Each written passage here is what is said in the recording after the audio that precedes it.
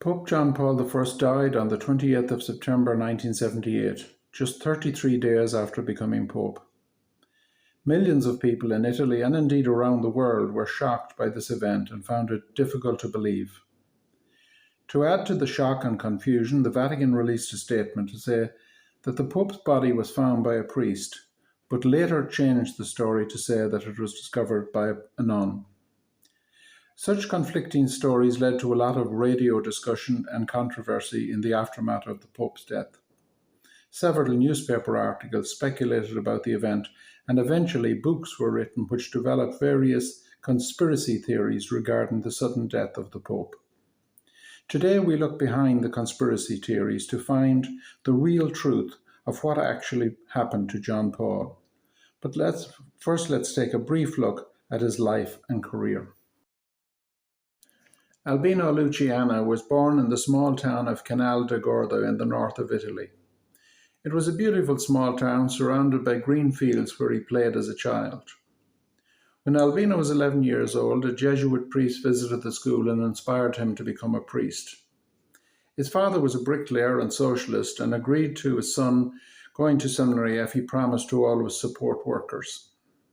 At the age of 23, Albino was ordained a priest, and he continued his studies in theology, however. He studied in Rome for a year and done a doctorate thesis which involved a study of the human soul. He differed from the great theologian Antonio Rosmini, who believed that the soul evolved from the point of conception.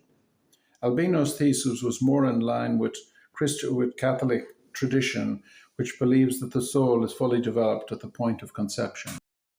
Following his studies in Rome, Albino returned to Bellumo Seminary to become a senior lecturer and was appointed professor in theology at the college. He was also active in the wider Catholic community and became chancellor to the Bishop of Bellumo in 1947. He also wrote a book during these years for lay Catholics called Catechesis and Crumbs. In 1958, Albino was appointed Bishop of Veneto by Pope John XXIII, having been passed over on a number of occasions due to ill health. Luciani was a very dedicated bishop and attended all the sessions of the Second Vatican Council between 1962 and 1965. He enjoyed these sessions and found the atmosphere of the council both encouraging and inspiring. However, soon after the council finished in 1965, a row of a more local nature broke out in Luciani's own diocese of Veneto. The row appeared simple enough at first, but it blew into a major controversy. The parish priest of Montaner, Father Fay, had been in place for decades. He had been a kind of rebel priest. He fought as a soldier in the First World War and helped the Italian resistance against Hitler in 1943. After the war, the priest had helped the Montaner community to get electricity, running water, post office, and several other services. So very strong bonds had built up between him and the community, and also his curate, Antonio Battiam. The parish priest died in December 1966, and the community sent a delegation to Bishop Luciani to have the curate appointed in his place. However, Luciani rejected their proposal and attempted to appoint his own priest, John Gava, instead. However, the community was extremely annoyed with this situation and rejected his appointment and bricked up the doors and windows of the church. The row became extremely heated and vicious. Several attempts at a compromise were made, however, they all failed. Eventually, Bishop Luciani, under armed guard, removed the Blessed Sacrament from the church, and the vast majority of Catholics left the church and joined the Eastern Orthodox Church. So the Montaner community also sent a delegation to Pope Paul to highlight their grievances. However, Pope Paul VI was also planning major changes in the Catholic Church in accordance with the decisions of Vatican II.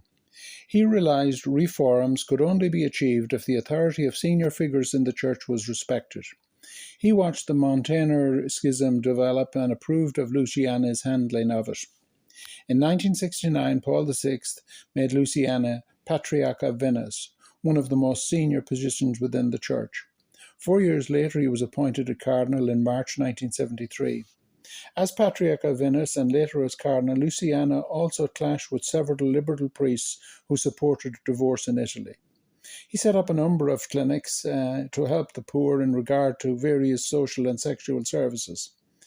In 1976, Cardinal Luciani also published a number of letters known as the Collection of Works to various characters in history from King David to Charles Dickens. These letters gained widespread publicity after he became Pope 2 years later. Pope Paul VI died on the 6th of August 1978. He left behind a powerful legacy of reform within the Church. The conclave to replace him was held in the following weeks. Luciani was a reluctant candidate as his health had not been good in recent years and he knew the papacy would involve a lot of additional responsibilities. However, he was elected on the fourth ballot and soon afterwards he told senior clerics and friends that he expected his papacy to be a short one. He took the papal name John Paul in honour of his two predecessors. He also set out a 6-point programme to renew the Church and revise canon law. He also aimed to promote Christian unity and put a greater emphasis on preaching the gospel. Pope John Paul I also aimed to promote interfaith dialogue and encourage world peace. He refused to be crowned as Pope and moved the papacy towards a more spiritual form of leadership.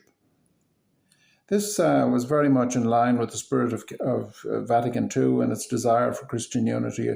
However, it was not to be. Pope John Paul died on the 28th of September 1978, just 33 days after becoming Pope. Following the Pope's death, there was a lot of shock and confusion. People could hardly believe what happened so soon. Various stories and rumours began to circulate. The Vatican added to the confusion, basically by saying that the Pope was found by a priest, but later correcting the story to say that the first person to see him was a nun, actually. This gave rise to a number of books and articles written by people, such as one book, In God's Name, written by David Yallop, claims that the Pope was murdered due to plans to expose financial corruption at the Vatican. However, this is not particularly well founded. This book basically fails to provide real evidence for many of its claims. Other books and articles have also taken a less dramatic and more realistic approach. The day before he died, the Pope felt very tired. That evening he rang his doctor. He got special additional tablets. The Pope had a weak heart and a poor health generally all his life. So here's what his brother had to say about the matter. For me, all these rumors are false.